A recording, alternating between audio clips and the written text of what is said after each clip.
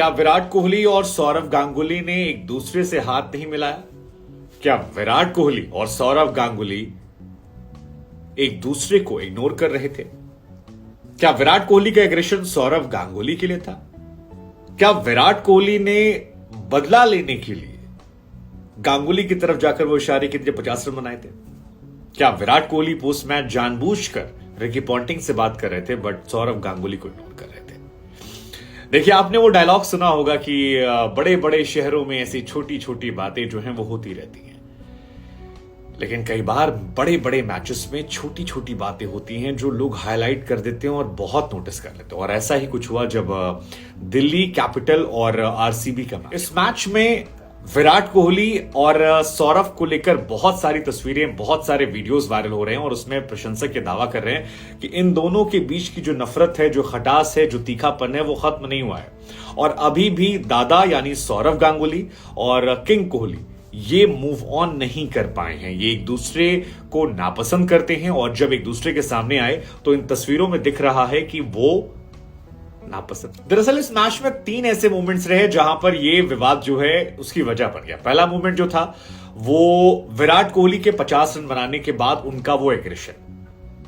बीते 2-3 सालों में आप कह सकते हैं, विराट कोहली ने जब भी रन बनाए, चाहे वो 100 रन बनाए हो, 50 रन बनाए हो, वो काफी काम, कूल, कंपोज नजर आते हैं। वो उठाते थे अपना लॉकेट, करते थे अनुष्का भाभी को और पिताजी को याद करते थे। ऐसे बहुत सारे मोमेंट्स उनके आए हैं। लेकिन इस मैच की अगर आप बात करेंगे तो यहां पर विराट का तेवर अलग था। 50 रन बनाने के बाद वो अलग जोन में चले गए थे और कई बार उनकी जुबान पर न्यूजीलैंड खिलाड़ी बेन स्टोक्स वाला नाम आ गया था।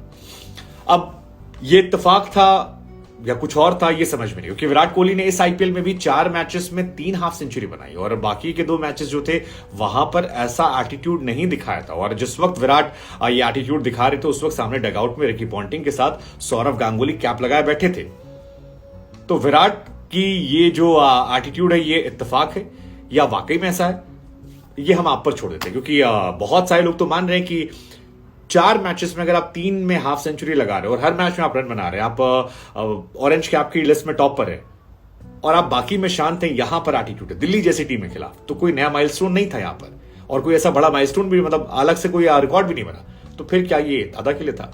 वेल, हो सकता है, कुछ भी हो सकता है, विराट रखते हैं। दूसरा जो इंसिडेंस आया वो आया जब पोस्ट मैच 23 रनों से हार हो जाती है दिल्ली की, तो सभी खिलाड़ी जो हैं वो एक दूसरे के साथ हैंडशेक करते हुए नजर आते हैं। जो स्टाफ होता है वो भी हैंडशेक करता है, लेकिन इस हाथ मिलाने के बीच में लोगों की नजर जो है वो दादा और विराट कोहली पर होती है। अब दादा भी बहुत बड़े खिलाड़ी हैं, आज टीम इंडिया जहां पर है उसमें बहुत बड़ा योगदान दादा का है। दादा के खिलाए हुए लगभग सभी खिलाड़ी जो हैं वो सुपरस्टार हैं। वीरेंद्र सहवाग, हरभजन सिंह, महेंद्र सिंह धोनी, युवराज सिंह, जहीर खान, हरभजन सिंह, ये सारे सहवाग, ये सब दादा के दौर के आए हुए खिलाड़ी हैं जिनको दादा ने ग्रूम किया, भरोसा जताया और बहुत सारे खिलाड़ी तो अभी भी कहते हैं। तो ये माना जाता है कि विराट कोहली का जो एटीट्यूड है उस एटीट्यूड को उससे पहले जिस असली इंसान ने किया था वो दादा थे। और स्टीवा को वेट करवाना हो, दादा की बड़ी कस्से कहानियां हैं जहां पर उन्होंने स्वैग दिखाया और इसी वजह से उन्हें किंग ऑफ बंगाल या दादा या टाइगर कहा था।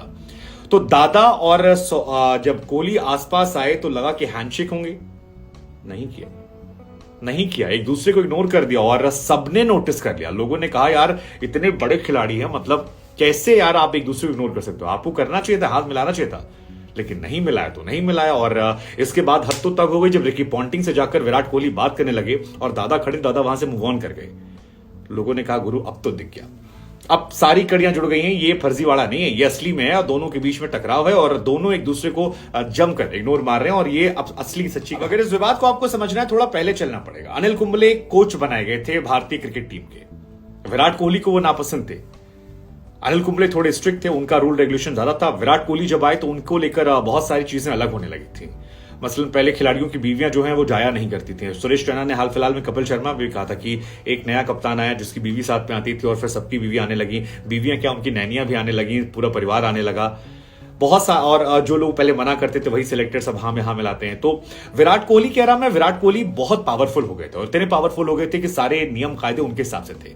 तो अनिल कुंबले के साथ उनकी खटास होती है और अनिल कुंबले क्योंकि वन ऑफ द ग्रेटेस्ट खिलाड़ी हैं, द्रविड़, लक्ष्मण, सचिन, गांगुली इनके बड़े क्लोज हैं। तो जब उनका इस्तीफा हुआ और रवि शास्त्री को लेकर आए तो वहां खटास बहुत ज्यादा हो गई थी और वो एक बहुत बड़ी वजह थी जिसको बाद में दादा जब बीसीसीआई के प्रेसिडेंट बने तो रवि शास्त्री को उन्होंने हटवा दिया। रवि शास्त्री का भी इंटरव्यू वायरल हुआ था जिसमें वो कहते हैं कि मेरा इंटरव्यू हो रहा था और दादा आए ही नहीं और मुझे लगा कि ये मेरी इंसल्ट है, इग्नोर किया गया मुझे, वो मेरे जूनियर थे, उनको ऐसा नहीं करना चाहिए था। उसके बाद दादा आते हैं और चेतन शर्मा ने हाल फिलहाल में इंटरव्यू दिया था कि रोहित शर्मा को कप्तान बनाया गया, इसलिए नहीं कि रोहित शर्मा को बनाना था, इसलिए बनाया गया क्योंकि विराट कोहली को हटाना था। ये चेतन शर्मा का ऑफ द रिकॉर्ड जो एक बयान वायरल हुआ था जिसके बाद चेतन शर्मा सिलेक्शन कमेटी से हटा दिए गए थे। तो ये सारी घटनाओं के बीच में इन दोनों का एक दूसरे को इग्नोर करना और ये तस्वीरें सामने आना प्रूफ है गुरु, ऑल इज वेल नहीं है। दोनों बड़े खिलाड़ी हैं लेकिन दोनों, तो हमें लगा हम आपसे पूछते हैं कि क्या सारी घटनाएं जो हैं आपको एक दूसरे कड़ी जोड़ते हुए नजर आती हैं? कम से कम मुझे तो नजर आती है। अनिल कुंबले को हटाना, मुझे लगता है कि वो बात सीनियर्स को अच्छी नहीं लगी, तो उस टाइम काफी चर्चाएं हुई थी, काफी क्रिटिसिज्म हुआ था विराट कोहली का। उसके बाद रवि शास्त्री को जिस तरह से निकाला गया वो भी बहुत चर्चा केंद्र था और रवि शास्त्री विराट कोहली कितने क्लोज थे वो आप जानते हैं। वो एक दूसरे को लेकर स्टैंड ले रहे थे लेकिन उन्हें हटाया गया, एक्चुअली रवि शास्त्री को हटाया गया था। विराट की फॉर्म गिरी तो विराट को हटाया गया, विराट को ज्यादा लगा, विराट ने तीनों से इस्तीफा दे दिया। बहुत सारे इश्यूज हुए थे, विराट ने प्रेस कॉन्फ्रेंस भी कर दी थी, वो झूठ बोल रहे हैं, दादा की तरफ से आए वो झूठ बोल रहे हैं, काफी कुछ उस टाइम पे देखने को मिला था। और उसके बाद रोहित कैप्टन बन जाना, चेतन शर्मा का इंटरव्यू जाना और अब इन दोनों का हाथ न मिलाना, विराट कोहली का वो एटीट्यूड दिखा देना और उसके अलावा आपका रिकी पॉन्टिंग के पास जाना लेकिन दादा का वहां से निकल जाना। आपको लगता है कि अच्छे साइन है? इतने बड़े खिलाड़ियों को ऐसा करना चाहिए? मतलब मुझे तो लगता है नहीं करना चाहिए क्योंकि दोनों बहुत बड़े स्टार हैं, आइकन हैं, दोनों का अपना फैन बेस है। एक बंगाल में, एक ऑल ओवर पैन इंडिया, एक इंडिया का ग्रेटेस्ट कैप्टन है, एक इंडिया का वर्ल्ड का ग्रेटेस्ट बैट्समैन है, एक ने जीतना सिखाया है, एक ने जीत के दिखाया है। सो दोनों खिलाड़ियों को मुझे लगता है आपस में पैचअप करना चाहिए लेकिन नहीं कर रहे हैं तो हम क्या करें? हम तो यही चाहेंगे, हमारे तो दोनों फेवरेट हैं मतलब।